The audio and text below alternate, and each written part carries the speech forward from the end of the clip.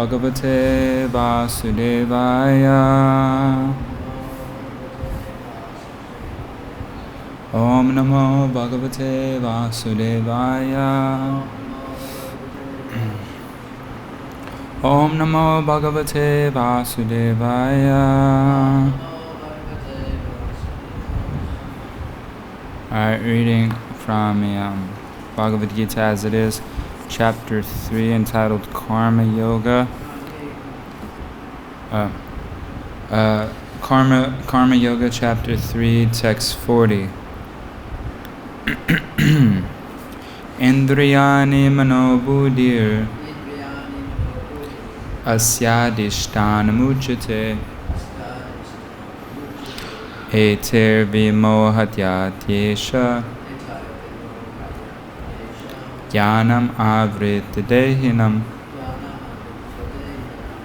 Okay, Indriyani, the senses, manaha, the mind, buddhi, the intelligence, asya, of this lust, adishtanam, sitting place, uchite, is called, etai, of all these, vimohayati, bewilders, esha, this lust, jnana, avritya, knowledge, avritya, covering, dehinam, of the embodied.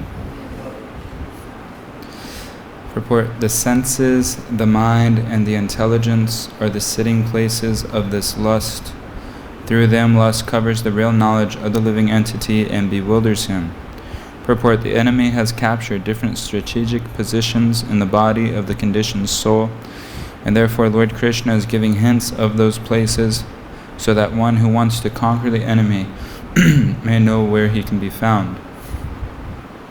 Mind is the center of all the activities of the senses, and thus when we hear about sense objects, the mind generally becomes a reservoir of all ideas of sense gratification, and as a result the mind and the senses become the repositories of lust. Next, the intelligence department becomes the capital of such lustful propensities. Intelligence is the immediate next-door neighbor of the spirit soul. Lusty intelligence influences the spirit soul to acquire the false ego and identify itself with matter, and thus with the mind and senses. The spirit soul becomes addicted to enjoying the material senses and mistakes this as true happiness. This false identification of the spirit soul is very nicely explained in the Srimad Bhagavatam 10:84-13.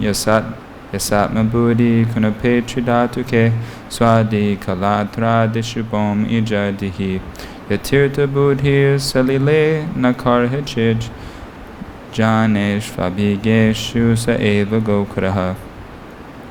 A human being who identifies his body made of 3 elements with his self, who considers the byproducts of the body to be his kinsmen, who considers the land of birth worshipable, and who goes to the places of pilgrimage simply to take a bath, rather than men of transcendental knowledge.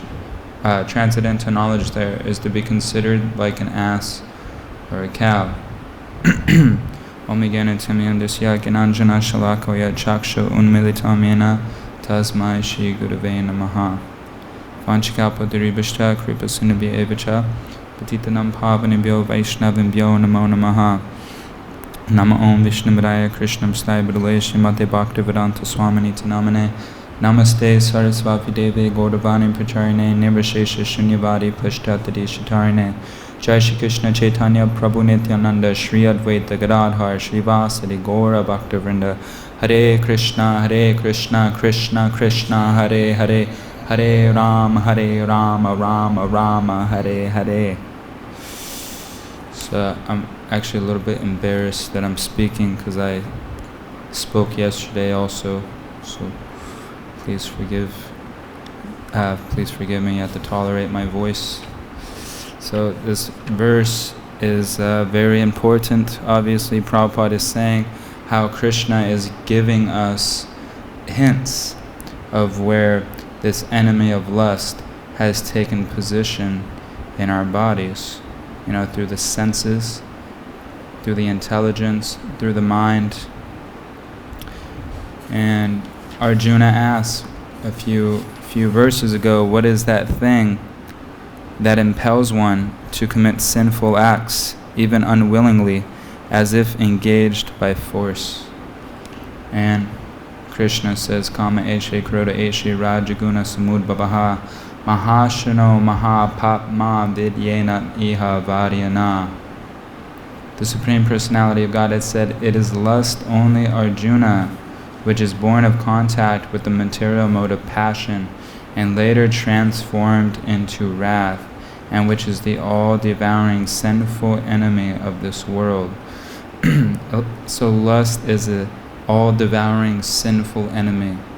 Like we hear, like Kumbhakarna, there's a crazy huge demon in Ram Leela, or Ravana. We just think of a demon like that, so powerful and strong.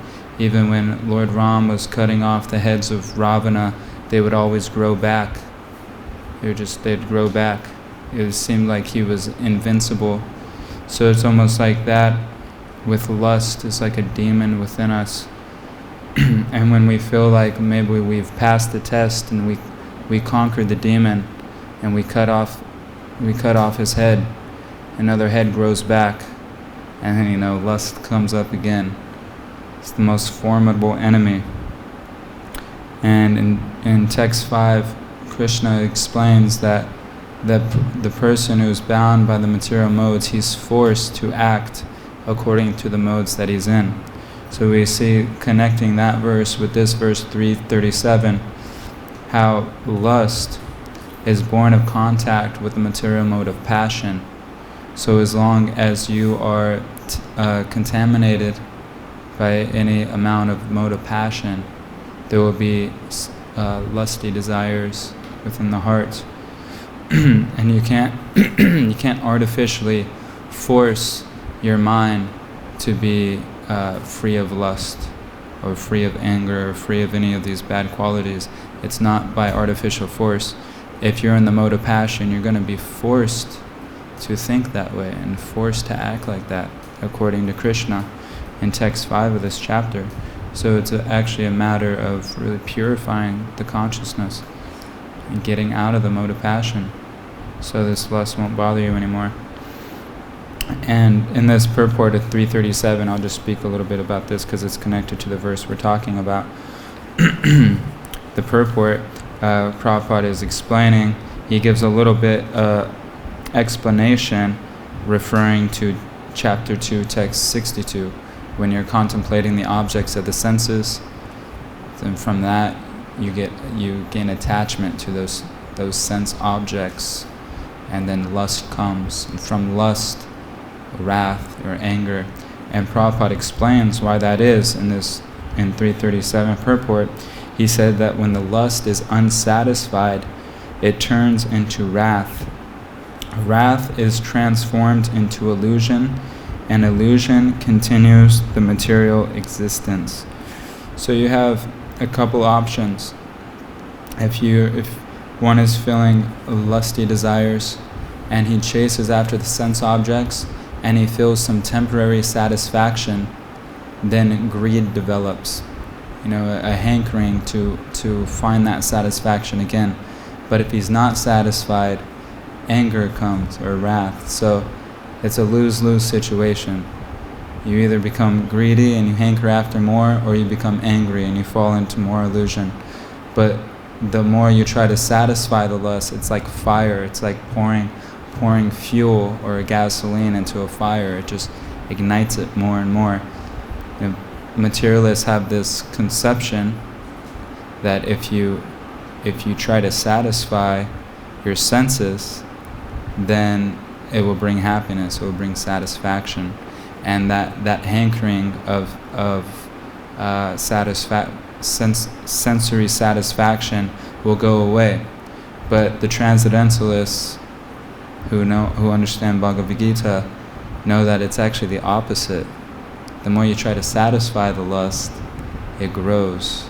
But the more you tolerate it and you try to purify your consciousness, you don't chase after the sense objects, then it goes away. Like Prahlad Maharaj said, actually, he said the same thing. Just like if there's an itch in the body, just like I had an itch in my head, I scratched it. But if you have like some sort of like rash, it itches. And if you think that if you're going to scratch it, it's going to relieve the itch, which it actually does temporarily. It feels really good when you're scratching it, but it's making the symptoms worse and worse the more you scratch it. The rash is getting worse. But if you tolerate the itch, even though it's like your mind might go crazy a little bit, if you just tolerate that itch, that's actually how the rash goes away. You don't touch it. So Krishna says in chapter 2, text 70, Apuryamanam machala pratistam samudram apa prapashanti yatvat. He gives the example that just like the rivers, he said there's many rivers flowing into the ocean. The ocean is always being filled by these waters that are coming from the rivers, but the ocean remains still. It doesn't go above its brink. It doesn't cause havoc to the ocean. So he's saying in a similar way, a transcendentalist, although material desires may come, because we have a material body, we have a material mind, as long as we have these material, subtle and gross bodies, material desires may come in front of us. But the transcendentalist, who doesn't act on those desires, who doesn't chase after the sense objects, he's like the ocean. It's always being filled with material desire, but he's remaining still, he's peaceful, because he's not chasing the objects of the senses. Whereas and then he gives the opposite, whereas those who actually chase those sense objects, then his mind is never peaceful. And then Prabhupada goes on to say, if therefore the mode of passion, instead of being, what I just said a couple minutes ago, he was explaining how when the lust is unsatisfied, it turns into wrath. Wrath is transformed into illusion, and illusion continues material existence. So, we understand that lust is born from the mode of passion.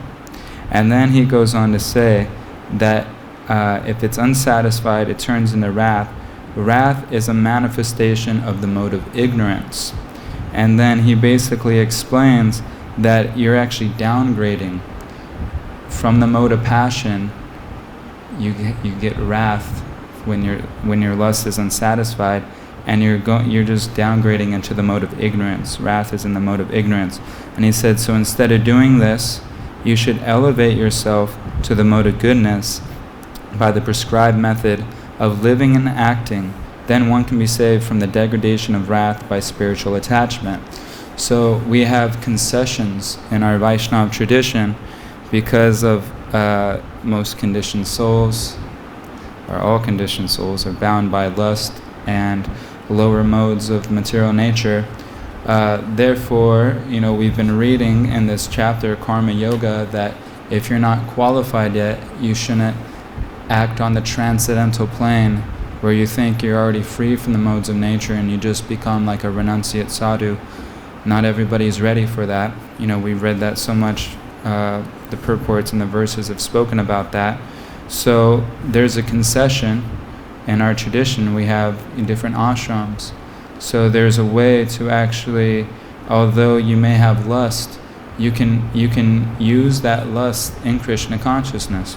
And it's by producing God-conscious children, and by doing that, you're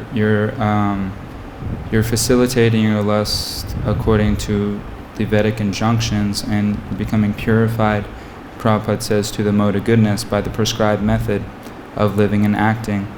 And Srila Prabhupada would oftentimes say that, especially in the early days. I'm listening to classes right now from 1966, 1967, and a few times, he'll mention, we're not telling people to give up sex or to give up so many things. All we're saying is don't eat meat.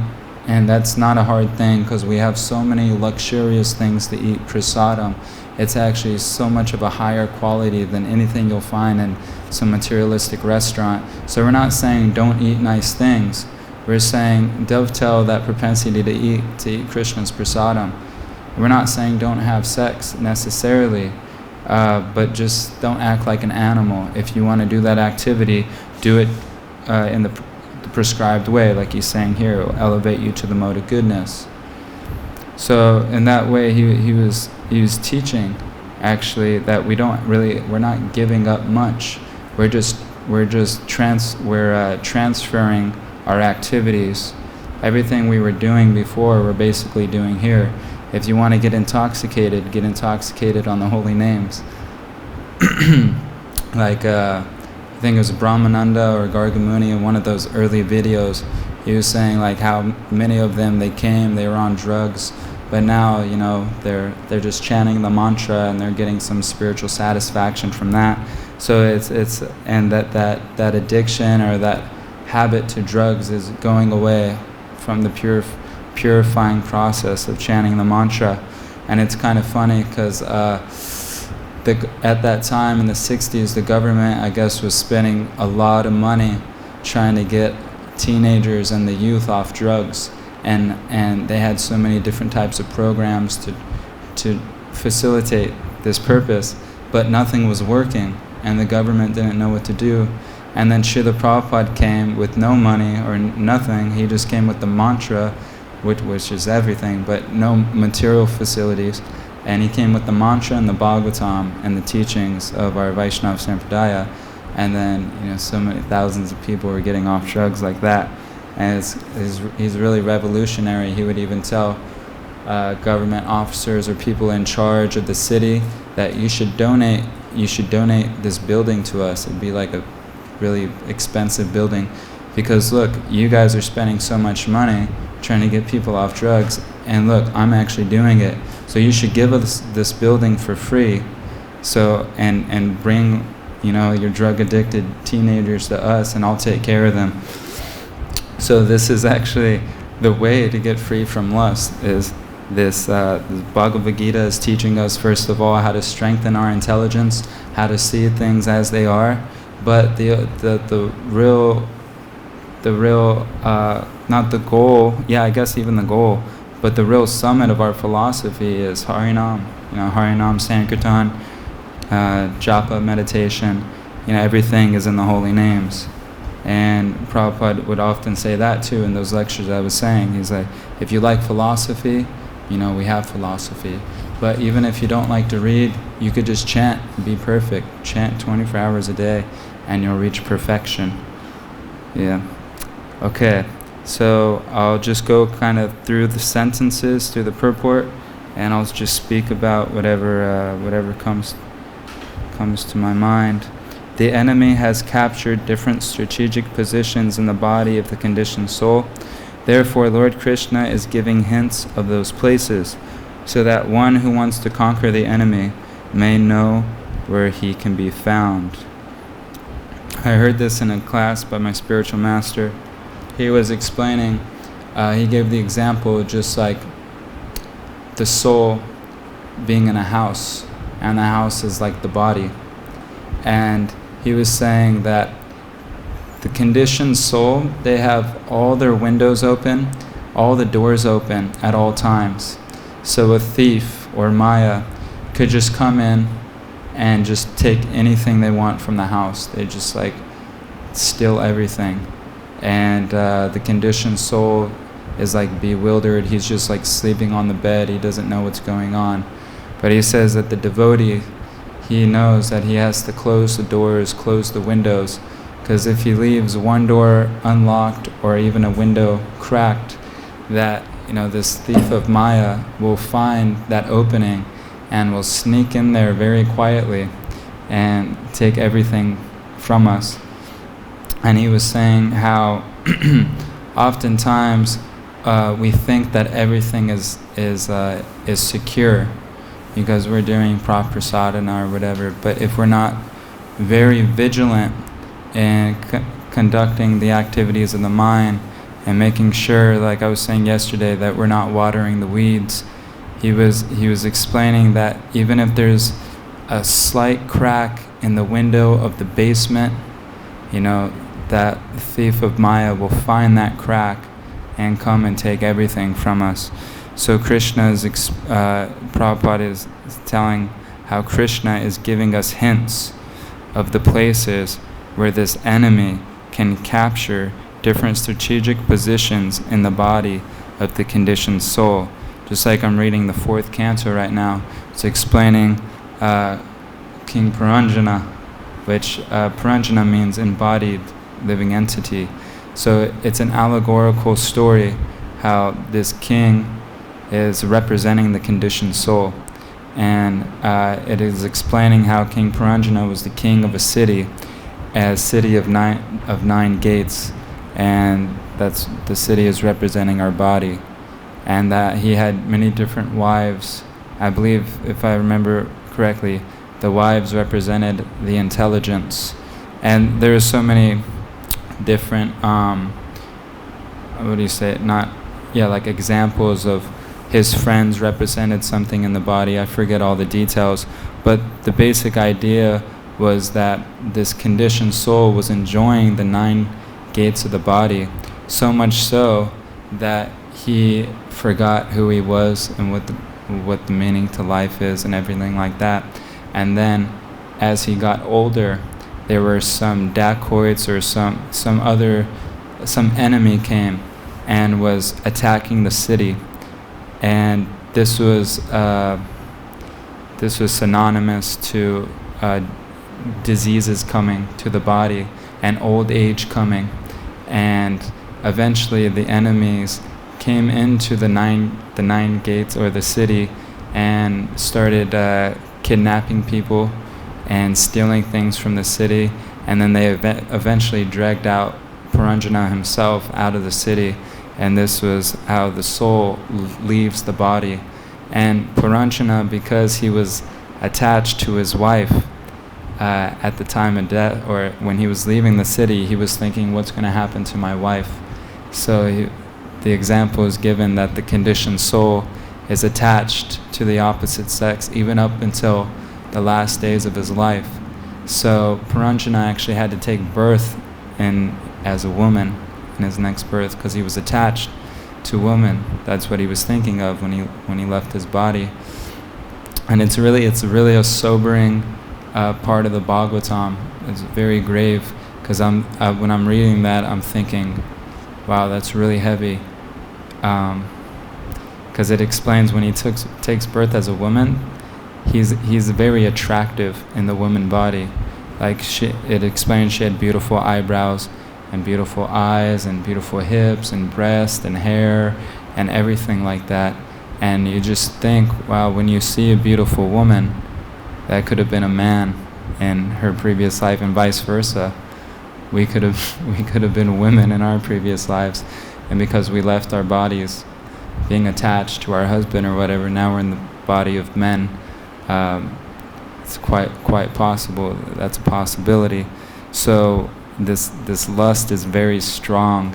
And I remember hearing actually from Parameshwar Prabhu, he told me one time that a devotee friend of his, a devotee who's initiated devotee, 16 rounds, proper sadhana, I think he was a devotee for quite a long time, right, a couple of decades or something. And he had, he was grihasta and he had his kids. He got in a car accident, and in that car accident, he thought he was about to die, he survived, but he admits that all he could think of when he thought he was about to die was what's going to happen to my wife and kids. This is a devotee. So it's really powerful. Even in the purports in the 4th canto, Prabhupada explains that even a devotee, if he thinks of his wife and kids at the time of death, he's going to have to probably take another birth because he still has attachment. It's a risky path. Even illicit sex is a legal, according to the Vedic injunctions, could be risky, if you're not vigilant. But we do have many amazing examples of people who seem to be very successful, even when they're acting according to the Vedic injunctions and engaging in sex life to procreate God-conscious children. So it's obviously it's definitely a strong ashram to be in if someone's inclined. I can name many people like that. Many of our acharyas were grihastas, most of the associates of Chaitanya Mahaprabhu, but they're in another category, obviously.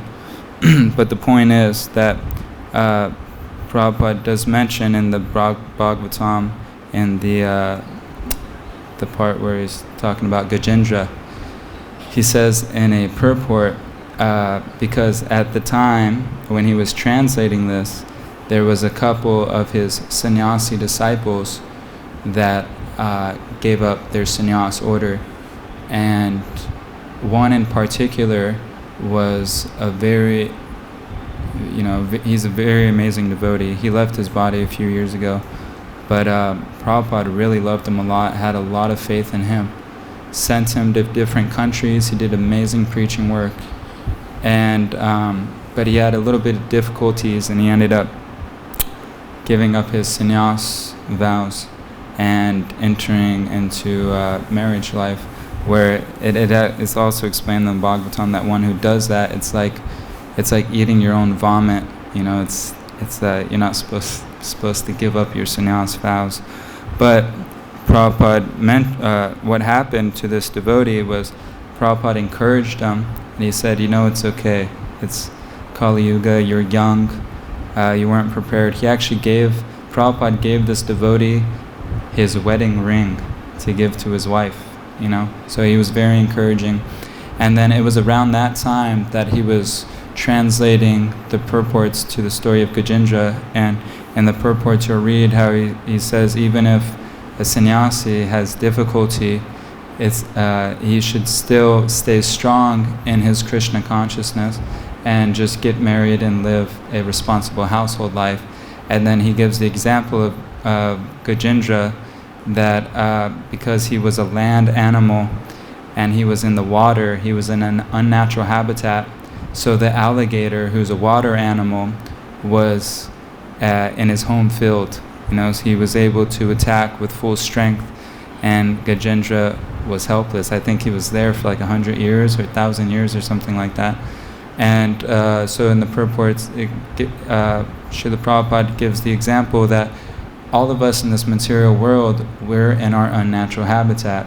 We're creatures of the spiritual world, just like Gajendra is a land animal, but right now we're like in the water of Maya, and the alligator of Maya, can catch hold of us. So we should just find any ashram that we're strong in, that we can actually practice devotional service in a steady way. So Prabhupada was explaining that in the purport, and then I'll continue. The mind is the center of all the activities of the senses, and thus when we hear about sense objects, the mind generally becomes a reservoir of all ideas of sense gratification, and as a result the mind and senses become the repositories of lust. Then he goes on to say, I'll just skip a little bit. Lusty intelligence influences the spirit soul to acquire the false ego and identify itself with matter, and thus with the mind and the senses. And the spirit soul becomes addicted to enjoying the material senses and mistakes this as true happiness. So a lot of people, everybody in this material world, unless they're practicing Vaishnava, they mistake happiness for temporary enjoyment. The true happiness is something that doesn't go away. It's everlasting. It's ever increasing, actually. Not only is it everlasting, it increases more and more for all of eternity. And it's something that is beyond the body.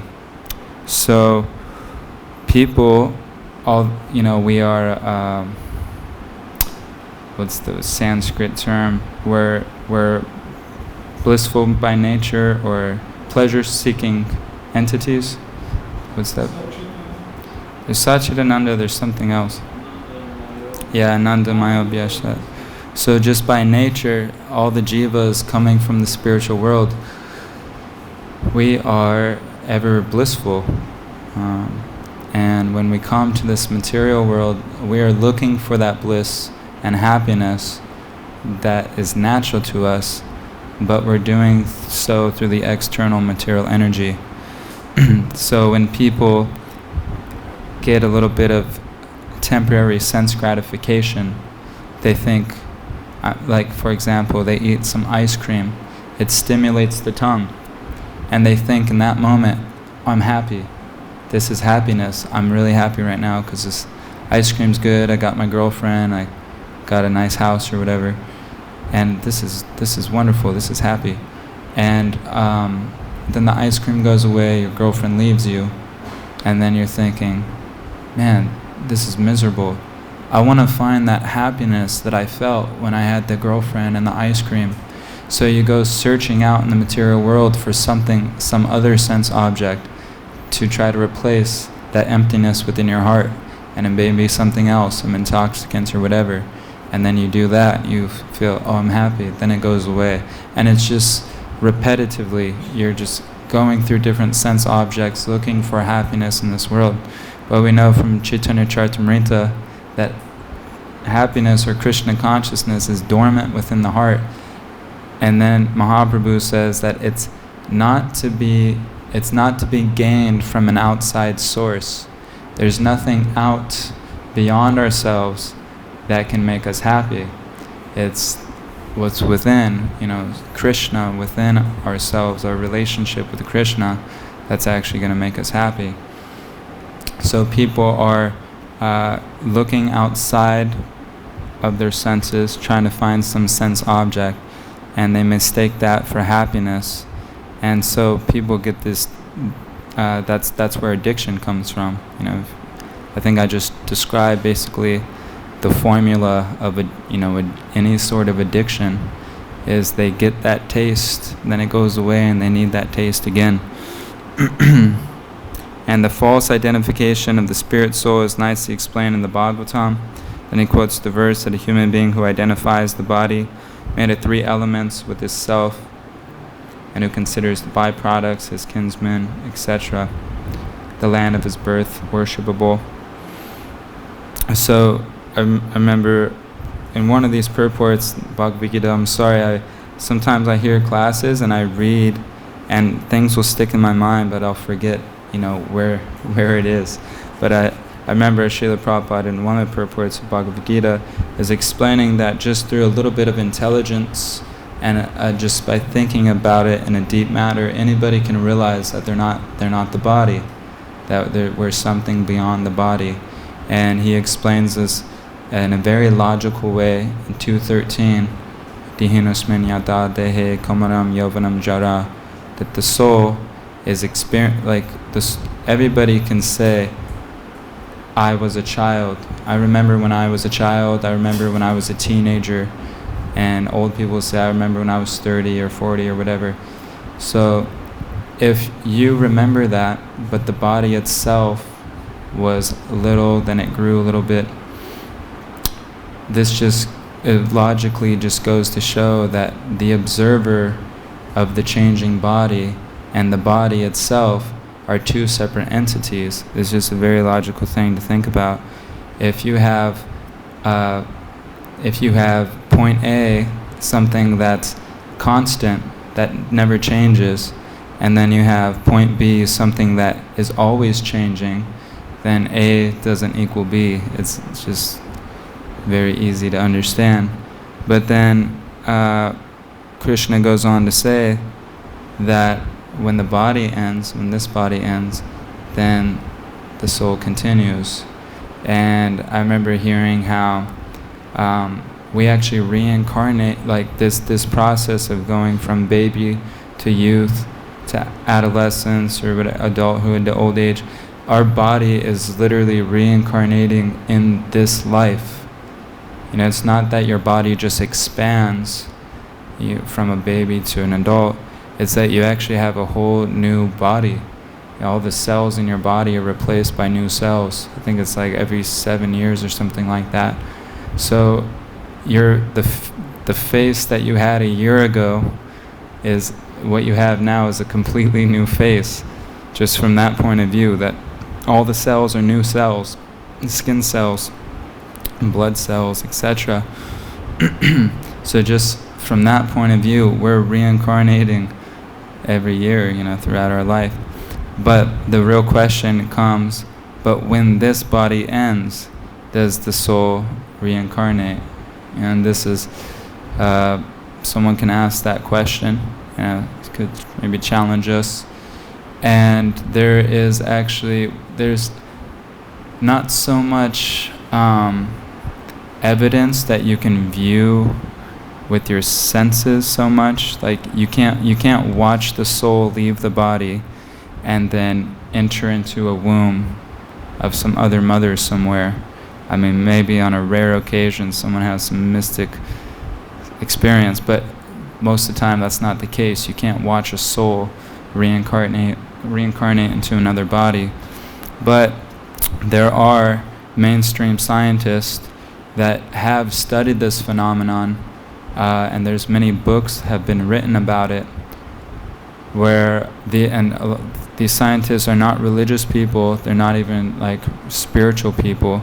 Well, actually, it's kind of funny, because if you read a little bit now, a lot of them are becoming a little bit spiritually conscious just from the research of this topic.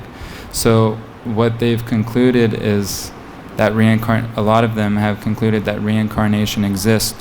And the reason why they think this is a few reasons. First of all, so many cases of children remembering their past lives, like thousands of cases, and many of the cases have been verified in the sense that the children, they're like 3 or 4 years old, they don't know much about the world, but they'll start talking about exactly where they used to live, what their name was, what their mother's name was, what their occupation was. And out of curiosity, because this was a common phenomenon, out of curiosity, a lot of scientists many decades ago started researching this. They would go to the exact place of the world where these children were talking about, and they would find out that the people they were talking about existed. The mother with the same name and the job and everything.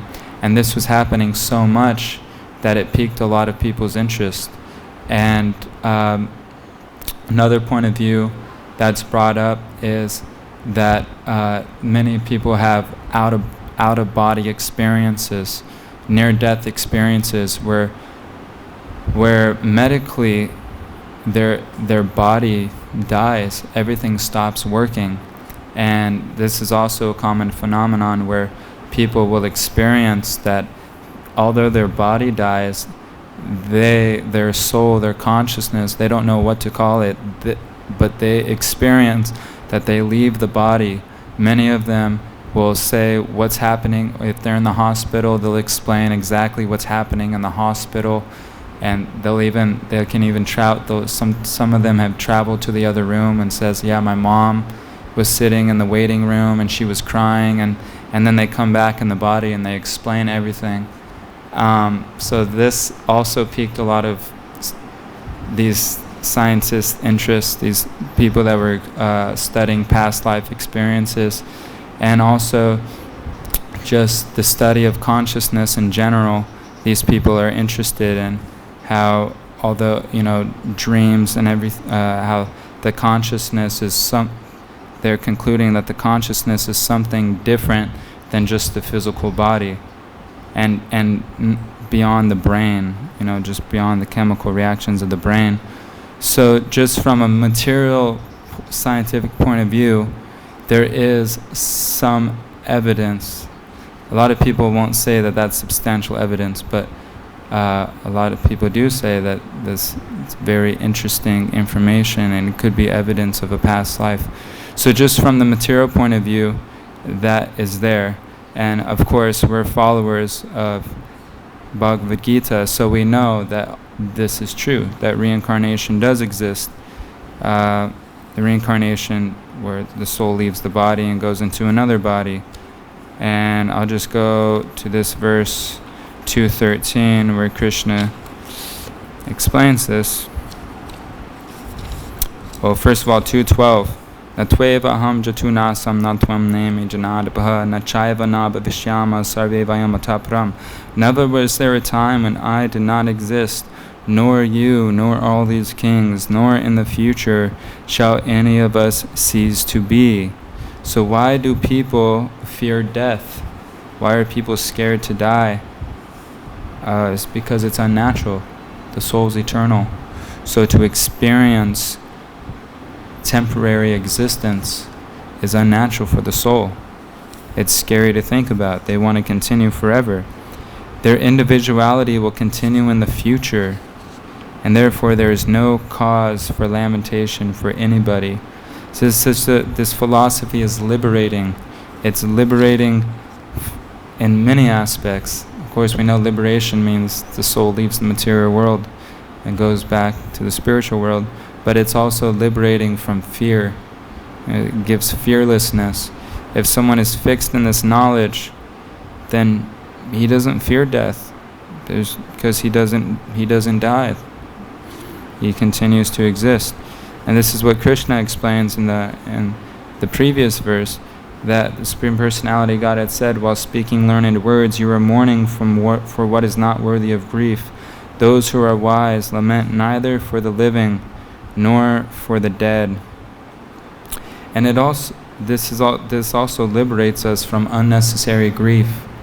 And I've been questioned, when I'm distributing books one time, this Jewish man in front of a synagogue, he saw me, and I was, having a good time. I was smiling and trying to approach people. And then he came up to me and he said, "Are you happy?" And I said, "Yeah, I'm pretty happy." And he said, "How can you be happy when there's so many people suffering in this world? There's so many people being murdered." And he was emphasizing his point by giving many examples. And I didn't say much because I saw he was in a very kind of challenging spirit. But I was just thinking after that, where what's it called? Something dukkha. What's the Sanskrit term? Where the soul, or where the Vaishnava, he feels happiness and other people's happiness and distress. Paradukkha. Yeah, paradukkha. So we're simultaneously happy because, we're living a nice life. It's nice to live a Krishna conscious lifestyle. So we're happy, but at the same time, we're supposed to be compassionate, paradukkha, and also be unhappy for the people suffering in this world. But this Jewish man, he had the concept that, people are suffering because they're being murdered and crazy things are happening. Yeah, that's true, but we know the root of suffering. And the root of suffering is they don't have Krishna in their life. And why don't they have Krishna in their life? Because they're attached to lust instead of love. Lust is a transformation of prema. And we trade our Krishna prema for material lust. And lust can be considered like if someone's in a prison, they are bound by bars and walls with what are they called? The wire, barbed wire, and guards with guns. It's very difficult to escape a prison in this world, although some people do it, but it's very difficult. So in the same way, this material world is like a prison, but instead of guards with guns and barbed wire fences and bars, we have a lust. That's the only thing that's keeping us here. We ourselves are keeping us locked in prison. That's the craziness of this prison. that you're free to go whenever you want. But we'd rather be bound by chains of lust because we think these chains are making us happy. And when there's a Vaishnava devotee that comes and says, I have a key, you can get out of this prison. The prisoner will say, I'm too busy, breaking rocks. That's what they do in prisons sometimes, just to give the prisoners something to do. They have this big hammer and big rocks, and they break rocks. I'm too busy to get out of this prison. I have so many of these rocks to break. And they just break rocks for years. So we're the ones keeping us locked up in this prison of lust, thinking we're the bodies, and you're considered like an ass or cow if you have this mentality, identifying with the body, identifying with the land of birth, going to places of pilgrimage simply to take bath instead of meeting men of transcendental knowledge, considered like an ass or a cow. And an ass, a donkey, all he does all day is the master puts big heaps of hay on his back and he whips him so the donkey keeps walking. And then at the end of the day, what's he rewarded? Just a little bit of grass, a little bit of hay that he's keeping on his back. And the donkey is so dumb, he doesn't realize the whole time he's walking, alongside of him is a big fields of grass that he can eat. But just for a little bit of insignificant sense gratification, he's being whipped and controlled by the master. So this is like the conditioned soul of this world. Or a cow. Why does it say a cow? You see, the cow is sacred, but the cow is also an animal, not a very elevated in intelligence type of creature. So, is there any questions?